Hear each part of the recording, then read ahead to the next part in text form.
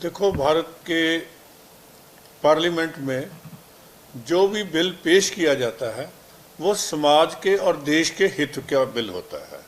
इसमें जेपीसी भी बनी, केस को डिस्कस किया गया पूरा लेंथ से और इस निश्चय पे पहुंचे कि गरीब और पसमानदा लोगों के लिए, ज़रूरतमंद लोगों के लिए ये वक़्फ़ का इस्तेमाल हो, उसका लाभ हो, तो उस पर यह बिल हो रहा है। ये बिल लाभ देने के लिए है, मदद करने के लिए ये बिल है, किसी का नुकसान करने के लिए बिल नहीं है।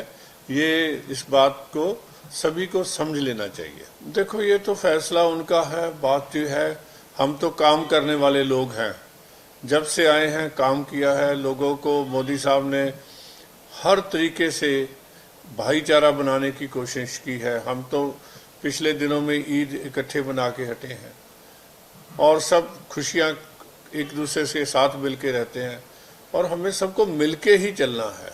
ये गंगा जमनी तहजीब का देश है, इसमें सबको बराबरी का हक है और सबके लिए काम मोदी साहब कर रहे हैं। सबका साथ, सबका विकास, सबका प्रयास और सबका विश्वास, इन चारों चीज़ों में सब कुछ आ जाता है। देखो, मोदी जी ने जो काम माइनॉरिटीज़ के लिए किया है, चाहे वो सिख हो, चाहे वो इस्लाम को मानने वाले हों, जैन को हों, बौद्ध को हों, पारसी को हो, कोई ऐसी कम्युनिटी नहीं है जिसके लिए मोदी साहब ने, चाहे भाषा का हो, प्राकृत हो, पाली हो, गुरमुखी हो, और कोई भी ऐसी जगह नहीं है जैसे हज का है।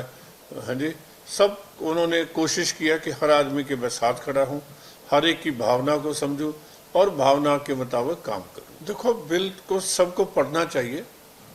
अभी लंबी डिबेट पार्लियामेंट में होगी, सरकारी पक्ष भी रखा जा रहा है और सरकार के जो विरोधी पक्ष हैं वो भी अपनी बात कहेंगे।